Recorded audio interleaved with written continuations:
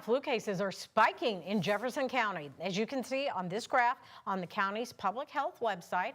This week showing the highest number of cases that we've seen all season. Well, so far this season, which began last year on September 29th, there have been more than 11,000 cases reported in Jefferson County alone.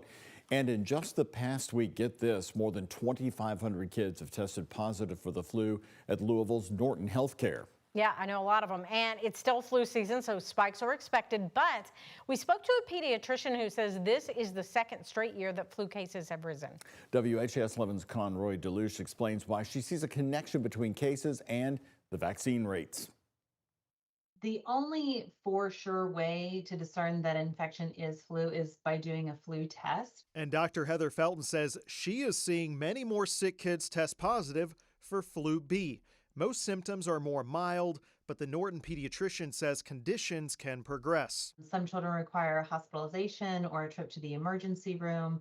And so what we want to do is to try to prevent kids from getting flu and then getting them the help that they need quickly if they do develop an infection. She says the best ways to prevent the flu are to practice good hygiene and even in late February to vaccinate. As we're seeing this big increase in the number of flu cases, it's corresponding with a real decrease in our vaccination rates. And so I really do think that those two things are related. Dr. Felton says some parents are concerned that they or their kids could get the virus from the vaccine itself. It's not possible for that to happen from the flu shot because it's an inactivated vaccine, so it couldn't cause you to get the flu. Sometimes you can experience things like a little bit of muscle soreness or fatigue after getting a vaccine, but that's your immune system turning on and making antibodies. And sometimes, she warns, even if you get the shot, it takes about 2 weeks to become effective. Norton Healthcare reports that across the country, more than 60 kids have died after testing positive for the flu.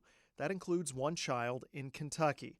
The majority of those were unvaccinated. But even if it doesn't prevent disease entirely, we usually do see kids who get the flu have a milder course of illness if they received the flu vaccine. At Norton Children's in the last week, 5 kids who tested positive for the flu have been hospitalized. In Louisville, Conroy Deluche, WHAS 11 on your side. Norton says they are continuing to give out flu vaccines and will do so until they run out.